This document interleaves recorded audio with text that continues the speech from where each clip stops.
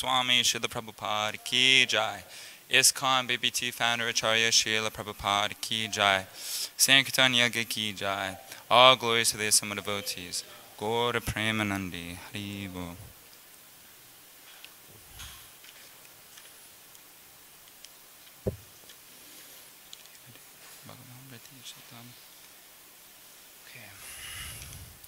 Om Namo Bhagavate Vasudevaya.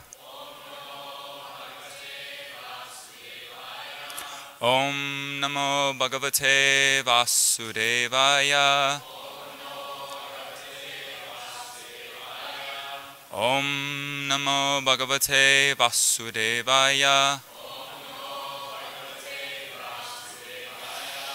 So reading from the first canto Srimad Bhagavatam, chapter 9, entitled The Passing Away of Bhishmadev. Text 24. Sadeva Devo Bhagavan Pratikshatam Kalevaram Yavaridam Hinom Yaham Prasana Hasarun Lochana Lusun Mukham Bujo Dhyana Pataschatur Buja Sadeva Devo Bhagavan Pratikshatam Kalevaram Yavaridam Hinom Yaham Prasana Hasa Runalochana Lasan Mukham Bujo Dhyana Pataschatur Bujaha Sadeva Devo Bhagavan Pratikshatam Kalevaram Yavaridam Hinom Yaham Prasana Hasa Runalochana Lasan Mukham Bujo Dhyana Pataschatur Bujaha. Please chant.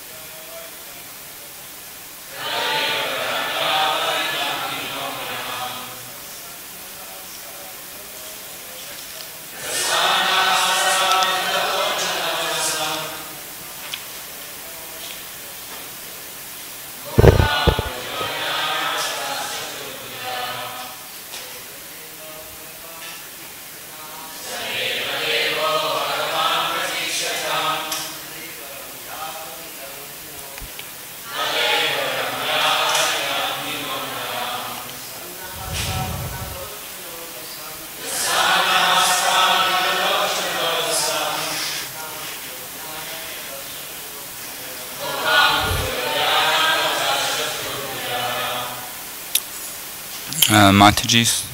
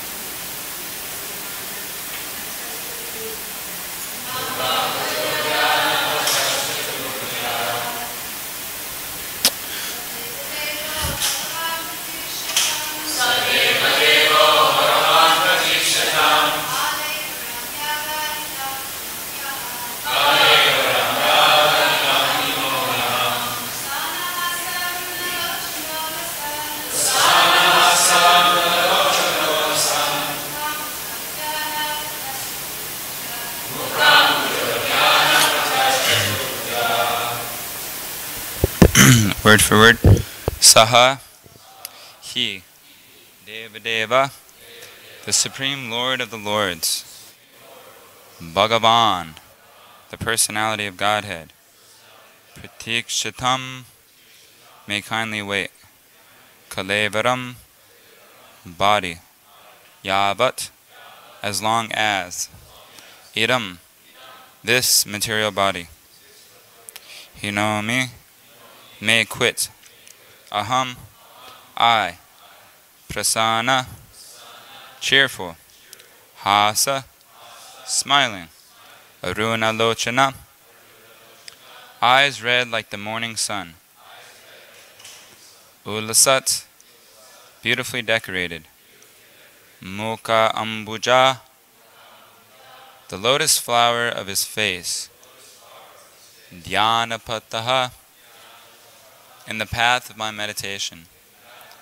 Chatur Bujaha, the four-handed form of Narayan, the worshipable deity of Bhishmadev.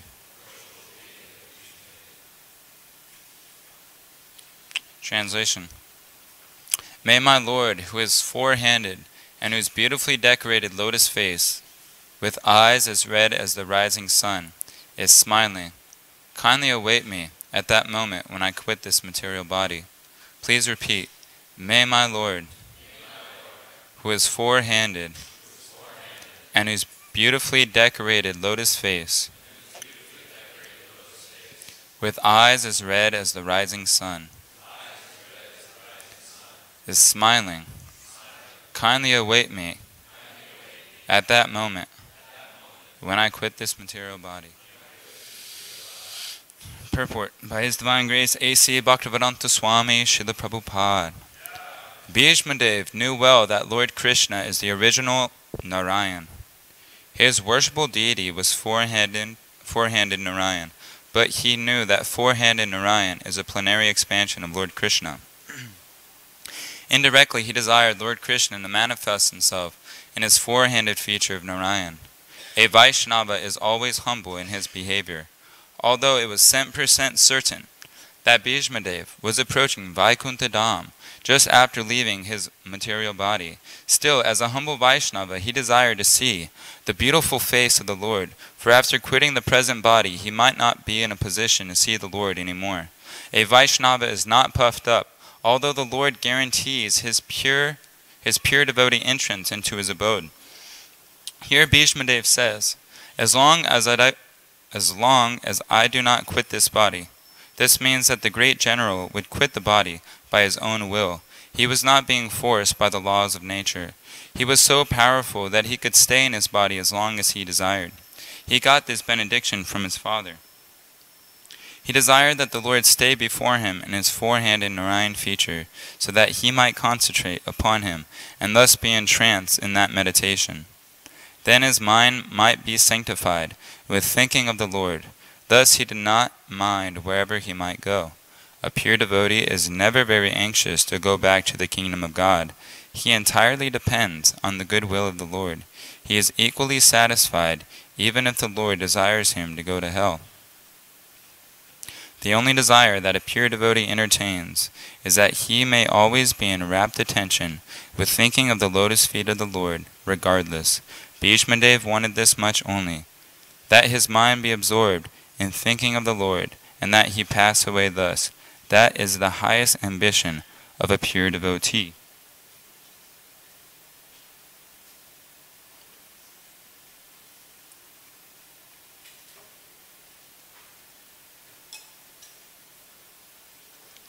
Om Ajnanatamyandasya Gananjana Shalakoya Chakshu Unmilitamena Tasmai Shri Gurave Namaha. I was born in the darkest ignorance. My spiritual master opened my eyes with the torchlight of knowledge. I offer my humble obeisances unto his lotus feet. So, verse one more time.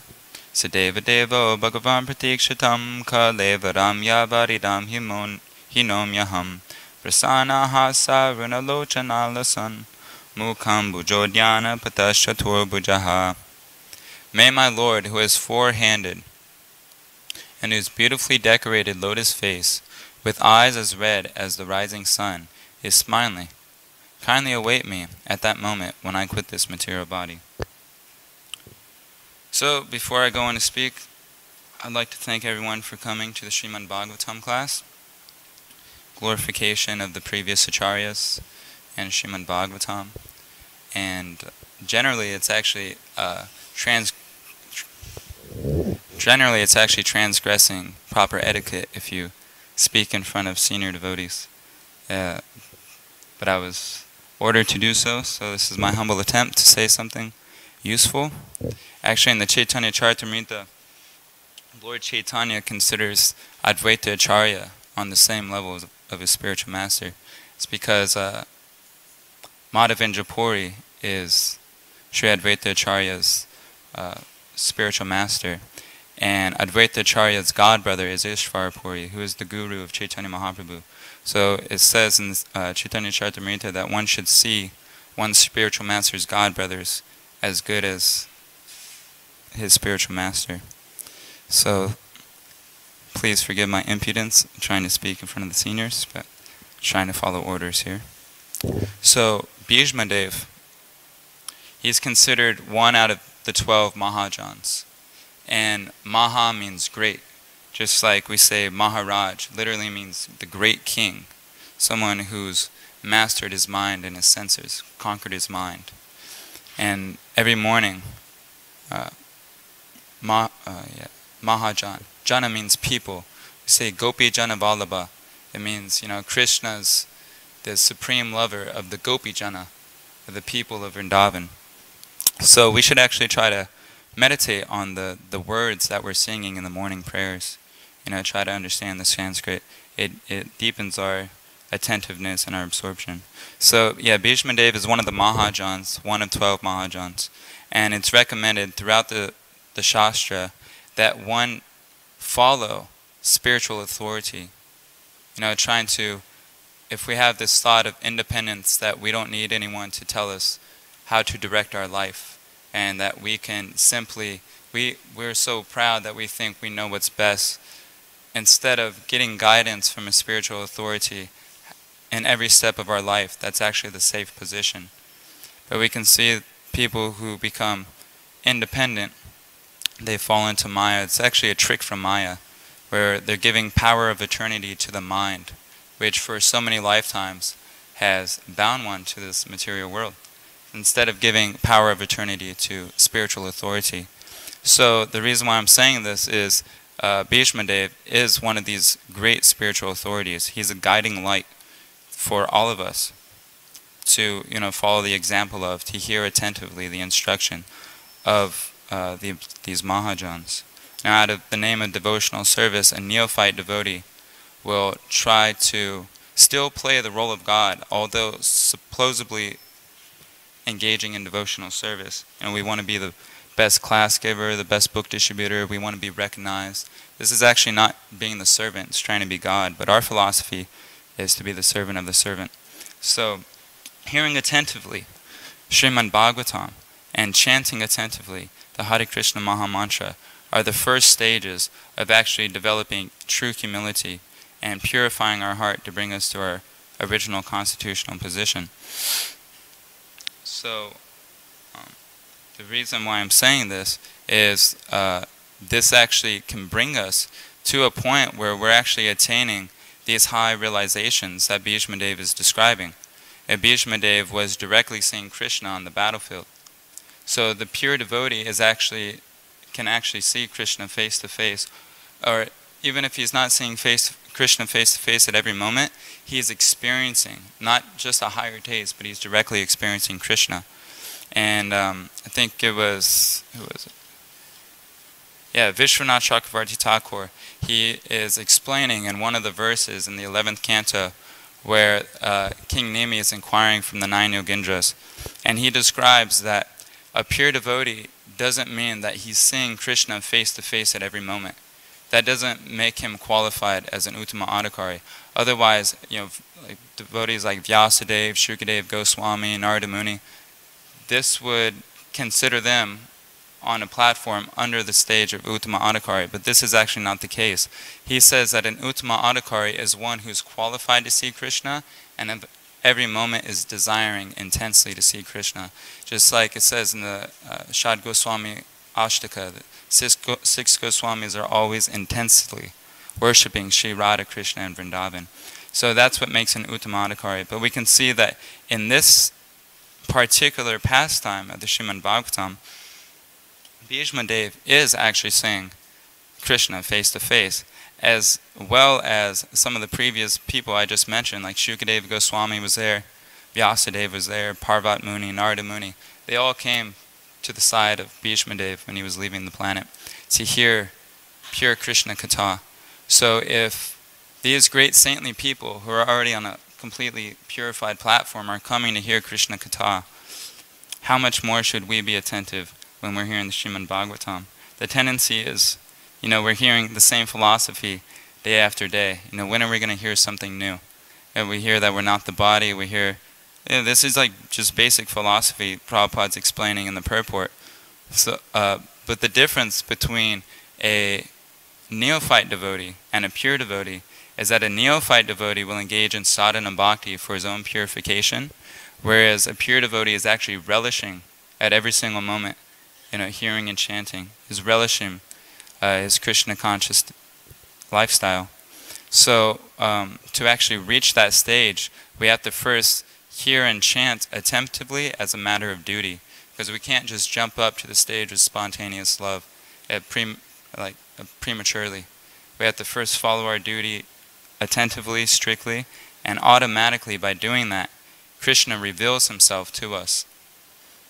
That's actually one of the special features of Bhakti Yoga, is that you can't force Krishna to do anything. Krishna actually reveals himself to you according to your sincere endeavor to surrender and to become a humble servant. That just like in Ashtanga Yoga, it's completely different. One is depending on one's own power and one's own determination to control his own mind. And there's many examples in the Bhagavatam how this doesn't work. Even a yogi like Vishwamitra Muni is trying to control his mind, but becomes attracted to sense pleasure and falls down from the path. So Bhakti Yoga is actually the safest path. Pleasing Krishna, Krishna gives us protection.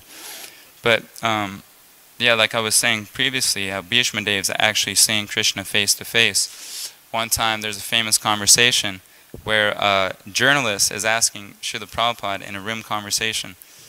He asked, Swamiji, can you see God? And Prabhupada replies that, yes, I see God. And one of his disciples kind of butts in, and he explains to the reporter what he means is, he's seeing everything as the arrangement of God. He's seeing everything as the energy of God. And with his intelligence, he's observing God in every form of life, within every atom. And then Prabhupada cuts him off, and he says, no, not like that. I'm actually seeing Krishna face to face. So what's the difference? Why are we not seeing Krishna? Why are we not experiencing Krishna? What's the difference between us and a devotee like Srila Prabhupada or Bhishma Dev? Of course, these are great exalted personalities, but on an absolute platform, we're all Jiva Tattva. We all have Krishna's within everyone's heart. We all have like an eternal Sarup in the spiritual world. So why can't we be on that stage? The difference is our intensity, is our determination to please the spiritual master and work intensely for his mission. And by doing that, we actually do reach these higher stages. We can experience God face to face. That's what's really amazing about our philosophy, is you don't have to wait till death to see if it's true. You can experience it today if you like. It's a matter of humility and intense hearing and chanting. So although in the battlefield, the Kurukshetra, in the middle of the battlefield, Bhishma Dev, it says that he has so many arrows in his body that you can't even put your fingers in between the arrows, right? There's arrows all over his body. He's laying in the bed of arrows, bloody. There's a massive scene of a battlefield going on around him. There's noise, but yet Bhishma Dev is in rapt attention on Krishna and is in such clear consciousness that he's actually giving instruction for us, ultimately. These are all pure devotees that are there, so they really don't need these instructions. But Bhagavatam is actually spoken for us, spoken for the conditioned souls. The Vedas are like a map, it's like Bhagavad Gita is like a road map, how to get out of this forest of material illusion. Just like if you're stuck in a forest and it's dark and you don't know your way out, the spiritual master and the Vedas work as a map and a guide to actually get out of this forest of material illusion. So the fact that Bhishma Dev was in rapt attention, although so much was going on around him, gives us a practical goal to to strive for. Although there's so much, we have to understand that this world is just material energy. It's just Krishna's energy. It's atoms and molecules, earth, wind, fire, air, ether, mind, intelligence, false ego. So many things going on around us, but this is just it should be superfluous to us. Our aim should be determined. Our aim is one, as in Bhagavad Gita explains. That although whatever goes on, a family member passes away, a bomb blows up in front of the temple, car crash or whatever, our aim should be serving our spiritual master according to time, place, and circumstance, and according to his instruction. That's why Prabhupada gave so much emphasis on services like book distribution. He says it's a fast track back to Godhead. So the reason for this is that it actually forces you to control your mind and senses. It forces you to go beyond this material conception of life. If you actually surrender to it, you have to work hard for hours a day in the hot sun and so many crazy people or whatever. But if you're determined in that service, you have to go beyond what normal people can actually do. And the fact that you're not getting paid to do it, and you're not getting any sense gratification as a reward, actually goes to prove, practically, that Krishna, you can experience Krishna just through services that Srila Prabhupada has actually. I saw the other day when the Bhaktas went out on Harinam, Bhakta Josh distributed a book to a man who was eating a hamburger. He gave him a chant and be happy. And I could see that the next day Josh was in extraordinary bliss. I saw him pay dandavats to Prabhupada with a big smile on his face for 5 minutes. He was laying there and saying some prayers. So this is practical proof that God exists. If you want to know that God exists, go out on book distribution and go out on Sankirtan. You can experience Krishna directly. So we're actually given the form of the highest pleasure by these Mahajans, by the acharyas, previous acharyas, and people are looking everywhere to experience this pleasure. They're looking for Krishna, but in all the wrong places. That's what, it's a nice meditation also when we're outside, so we don't become bewildered. Krishna, or people are looking for so many wonderful, beautiful things that feel good and stimulate the senses, but this is all Krishna's energy. So they're looking for Krishna, but they're doing so through his material energy. So our path is recommended to turn to the internal energy of Krishna. So people are trying to experience higher pleasure, namely through sex pleasure. Objectively, it's just rubbing your flesh on another material body's flesh. And then when that gets bored, they try drugs, or they try sex life on drugs. And when they get fed up with that, they don't really have any other choice. Those are like the topmost experiences of the material world. So after that, they either commit suicide or become like Buddhists or something, try to annihilate their existence altogether. So we actually have a responsibility. We have the highest knowledge given by Bhishma Dev, Prabhupada, all the acharyas, Srimad Bhagavatam, to actually go out and give people access to this higher reality, to this higher pleasure. And it's amazing, just when we go out, Krishna reveals so much to us. One time I was distributing books at a university, and I just met some innocent guy. He was a nice guy, and he asked me what my name was. So I told him Ananda, and he repeated, Anartha? And I repeated, no, Ananda. And I was just going away, just like, wow, Krishna's using his part and parcel to reveal to me that I have a lot of work to do, purify my heart from anarthas. So we have to counteract this disease. The world is running full head in the wrong direction.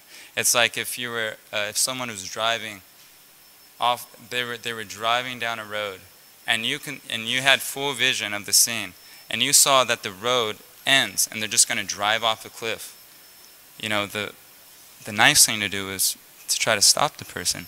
They have no idea what's going on. They have their girlfriend, and they're driving with a cigarette in their hand. They're just going full speed, oblivious of what they're doing.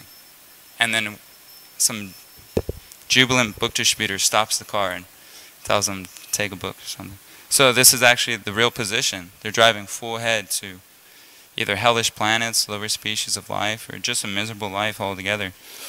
So anyways, in the purport, Bhishma Dev it describes how Bhishma Dev is so pure that he can actually choose when to leave his body.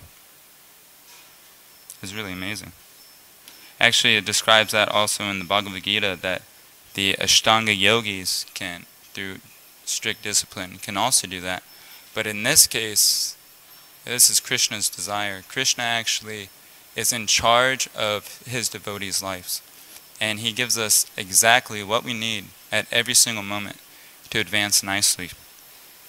And if we accept that with a humble attitude, accepting that, Krishna is so kind that he's giving me this, whatever it is, this enjoyment or this difficulty in life for my own advancement, and not try to change things. Krishna's given you mercy, and your mind's saying that you don't like it, and you're trying to change the situation.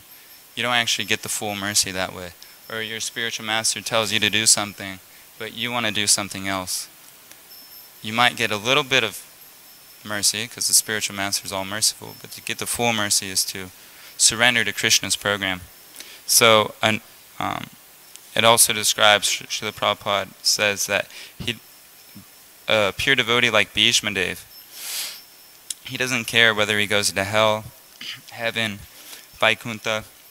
And Prabhupada, I think, is referring to a verse in the Srimad Bhagavatam 6th canto where Lord Shiva is saying that someone who's actually surrendered to the Supreme Personality of Godhead, elevation to the heavenly planets, Vaikuntha Dham, or condemnation in the hellish planets, they're all the same to him, because anywhere he goes, he's going to engage in devotional service. So, another devotee, can anyone think of another devotee who had the ability to choose to quit his body whenever he wanted? Yeah, Haridas Thakur. So Haridas Thakur is the Namacharya. So it's quite interesting that Bhishma Dev had the ability to leave his body whenever he wanted, and he chose to leave his body looking at Krishna. And in here it actually says the four-handed form of Narayan. But Haridas Thakur chose to leave his body looking at Chaitanya Mahaprabhu. And the reason for this was Haridas Thakur was such a pure devotee that it would have broken his heart so much to see Lord Chaitanya leave the planet. So before Lord Chaitanya left the planet, he wanted to leave before, so he didn't have to be in excruciating pain. And Haridas Thakur is actually Lord Brahma, describes in Chaitanya Charitamrita. So quite interesting that Lord Brahma is also one of the Mahajans, as well as Bhishma Dev described in the Bhagavatam. And Lord Brahma in this universe is apparently he is a pure devotee. And yeah, I wrote something down. It's really awesome. I found it amazing. One second.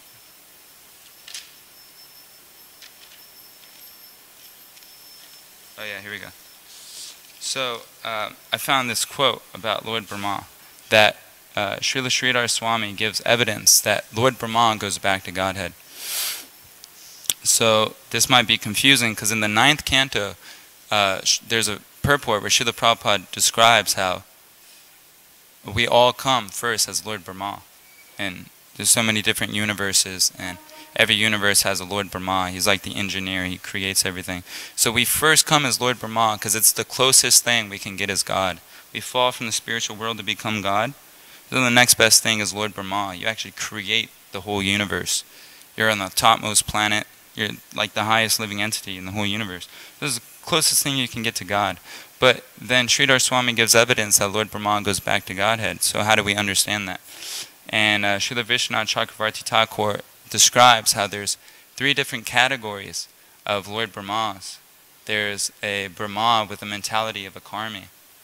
and he actually doesn't attain going back to Godhead, obviously. He cycles into the 8,400,000 species of life. And then there's a Lord Brahma who has the Jnani mentality. And he, after the annihilation of the universe, he attains impersonal liberation, but ultimately has to come back. And then there's a devotee Lord Brahma who goes back to Godhead. But also in the Bhagavatam, the 3rd canto, it describes how even the devotee Lord Brahma, if he thinks independently of Krishna and his will, or thinks momentarily that he is Krishna, or the Supreme Controller, that he actually attains Mahavishnu's abode at the end of the annihilation, but again has to come back to this material world and attain the cycle of samsara. So we can see that even one of the Mahajans, Lord Brahma, even as a devotee, if he's thinking independently from the will of the Mahajans and the authorities of spiritual knowledge, then he too has to attain a material body. So our conclusion should be to follow the instruction of the previous Acharya, and he is explaining that we should work intensely for the mission of trying to deliver the souls of Kali Yuga. And that's what Bhishma Dev is ultimately doing. That's what the whole Bhagavatam is actually written for. That's why we distribute Bhagavatam to the conditioned souls. And in this way we could be full of bliss, starting from chanting attentively and working hard for the mission of the spiritual master. So if there's any questions or corrections, then I can try to. Yes, Brigupati Prabhu.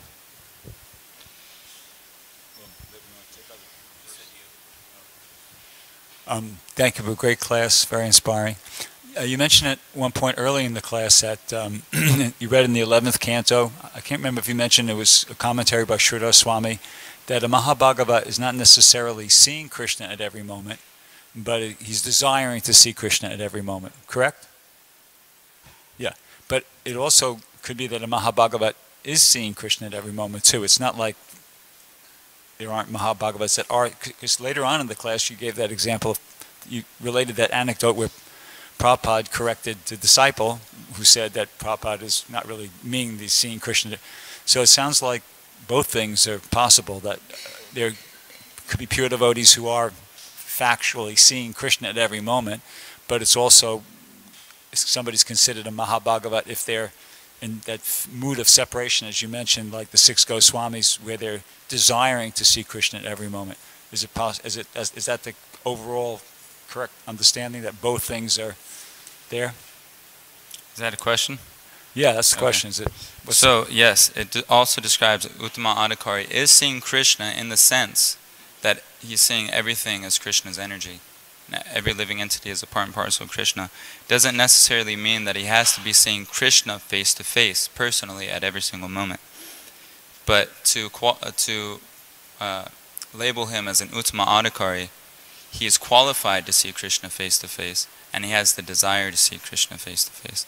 And also, it's amazing because also in the 11th canto, it describes how it gives the example of Narada Muni, that sometimes a pure devotee, because he's so engaged in Krishna service, he'll forget Krishna personally. Just like, for example, on book distribution, my mentality, I'm trying to get the book to the person, trying to have him give a donation. I'm not thinking of Krishna directly, forms of Shishi, Rukmini, Dwarkadish, or whatever. But it describes that because of his intense service, that Krishna will arrange throughout the day for that devotee to remember him. Does that make sense? Yeah, it's good.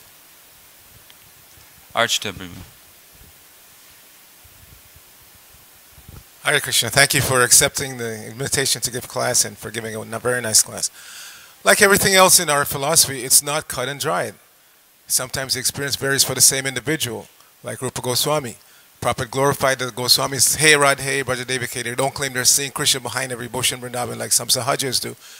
They're wondering, where are you? But at the same time, they do see them from time to time. Sometimes they see them, they don't recognize them, like when Radharani came and gave Rupa Goswami Boga for making a feast for Sanatan Goswami. He didn't recognize it was Radharani. Same thing with Madhavendra Puri, when he was chanting, he was so absorbed in chanting, Krishna came with a pot of milk, he didn't recognize Krishna. So, it's not cut and dried. It's not that always seeing or always not seeing, or sometimes they see, sometimes they don't see, sometimes they see, they don't recognize. It varies.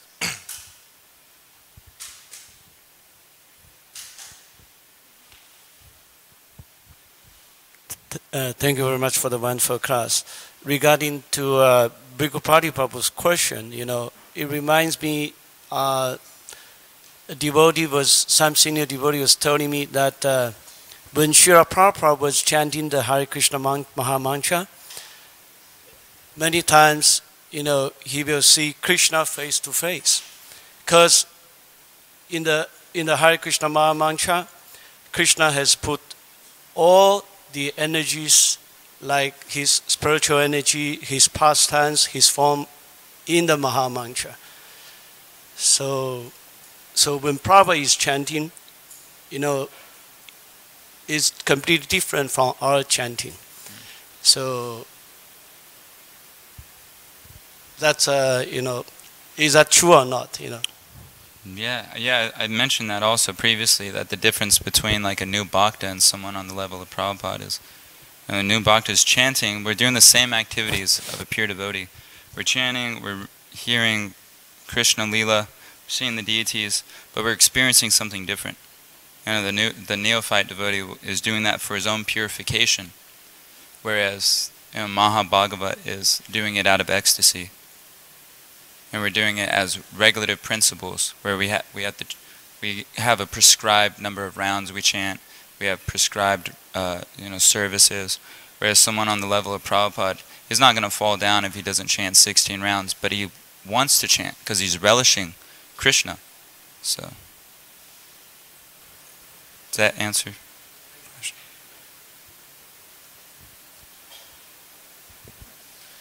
Hare Krishna, thank you for the great class. So throughout I actually have two questions. The first one, throughout Chaitanya Charitamrita, we see the associates of Lord Chaitanya are connected with Krishna in past leelas, like Ramananda Roy is Arjuna, so on and so forth. So my question is, in the Gaur Gurdestapikya, do you know what they say about Bhishmadev, if Bhishmadev is existing in Chaitanya, in Gaur Leela? No? You know? I don't. That's why I was asking. Archita Prabhu probably knows. Oh. No. And then my second question is more of a practical question, and it's how do we deepen our attachment to Sankirtan and book distribution? All right. Wow. Thank you for that question. That's my field of activity. Okay. Yeah. So I can say that by reading what Prabhupada has to say about Sankirtan, book distribution, and also it might sound fruitive, but this is what I do, and it helps, is I make goals for myself. Like on the World Sankirtan newsletter, you can see how many books you've done and throughout the years, and I try to beat myself. So I have to get like almost 4,000 book points every month this year until December, and then December do like 6,000 or 7,000 book points, and I could beat my record if I do that. So that helps, because it might seem passionate, it probably is passionate, but it gets me fired up to do it. And also doing it as a duty mode, because to go on for, I've only been doing it for a few years, but someone like Vijay or Sachi Tonoy or Brigapati Prabhu, I'm sure they can confirm this. They do it in duty mode because no matter what the mind and the senses say, because the mind's always flickering, telling you to do, actually in the neophyte stage, our mind, usually our worst enemy. Basically, almost for the neophyte, whatever your mind tells you to do, just do the complete opposite and you'll be in a good standing. So if your mind is telling you not to go out on book distribution, that means you probably should. And to do it in duty mode, no matter what happens with your mind and your senses or your thoughts, just go out there and get purified. And by doing that, one gets purified. His consciousness becomes purified. And just like we were saying earlier, how Prabhupada, when he chants, compared to someone in sadhana and bhaktis, when he's chanting, he's experiencing something different. So in the same way as a new devotee, we're doing it for purification, although we get glimpses of a higher taste. But someone who's been doing it for a long time, they're doing it out of ecstasy. They're doing it out of, they're getting a higher taste every day. Does that answer your question? Okay. Gauranga Prema, Prabhu. In the purport, Srila Prabhupada, he writes that Bhishmadev can understand that the two two-armed form of Lord Krishna is actually the source of the four-armed, Narayan form. But, he is still attracted by the four-armed form. So is that means the two-armed form of Lord Krishna is less attractive to him? Can you give a little bit more explanation about this? Yeah. So yeah, it describes in the Bhagavatam, Krishna's tu Bhagavan Swayam. Krishna is the original form of Vishnu Tattva. And Narayan is actually an expansion of Krishna. But just like there was one devotee in Chaitanya Leela, Murari Gupta, he was a devotee of Lord Ramachandra. And Lord Chaitanya actually instructed him, because Murari Gupta was chanting the names of Ram, because he was attracted to that form of the personality of Godhead. Lord Chaitanya was explaining this, what I just said to you, about how Krishna is the original form of Narayan and Lord Ramachandra. So you should give up this chanting of Lord Ramachandra and chant the Hare Krishna mantra. So Murari Gupta tried to do this. He was trying to follow the order of Lord Chaitanya, and he was trying to chant Krishna's name instead of Ram. But he actually became depressed from doing that. He was crying all night, and then the next day he just told Lord Chaitanya, I can't do it. I'm in so much love. I have so much love for Lord Ramachandra. I can't give up this form in my heart. So in the same way, different devotees are attracted to different forms. Although technically Krishna is the original form of all these incarnations. Different devotees have, and Krishna has four things. Okay, Narayan has all 60 qualities of Vishnu, but Krishna has an extra 4, and those are his loving pastimes with his devotees, his beauty, what else? His abode, Goloka Vrindavan, and his flute. Is that correct? So, what was Lord Chaitanya's response? What happened? No, he actually said that's okay, that you should worship Lord Ramachandra. He actually wrote on his forehead Ram also, his forehead. Yeah, incarnation of Hanuman. Just like we hear also, Madhurya Leela is the highest platform of love of God, but Bhishma Dev was in, it seems like, the mood of servitude. Yeah. And same with Arjuna. Although these pure devotees, it doesn't mean that they're not pure devotees because they're attracted to another form of Krishna or Narayan or not on the stage of Madhurya Leela. We should still understand that there's different tastes. So. The other day when Bhakti Churu Maharaj was here, this was the point of his class, is that whatever rasa a particular living entity has with Krishna, they see it as the most perfect for them. And it doesn't get any higher than the particular taste that they're in. Yeah. Okay. So if that's the case, though, why was Lakshmi Devi desiring to enter into the rasa dance? Why wasn't she content with her rasa of reverence? And why was she desiring, and why was she unsuccessful? But you could take one part at a time. Yeah, okay, that's beyond my realization, but I do know from what I've read, so Lakshmi Devi wanted to enter into the rasa dance because that's the highest, Madhurya love, and Krishna with the gopis, and Srimati Radharani is the highest. And Lakshmi Devi is in the mood of servitude, actually. She, in Vaikuntha, there's a sense of awe and reverence, where you don't associate with the Supreme Personality of Godhead intimately. But in Goloka Vrindavan, it's a special flavor because you can actually intermingle with the Personality of Godhead as a friend, as a lover, in such a sense where you can actually jump on Krishna's back when you're playing with him and wrestle with Krishna. In Vaikuntha, that's unheard of. You can't do that. So Lakshmi Devi, being a pure devotee, she can understand that this is actually the highest rasa, is the rasa dance. So she wanted to experience that. But also, Lakshmi Devi is an expansion of Srimati Radharani. So it's quite interesting. But it also describes that Lakshmi Devi wasn't given access into the rasa dance because of her mood of awe and reverence. And that doesn't belong anywhere in Goloka Vrindavan. Krishna actually enjoys the intimacy with his pure devotees.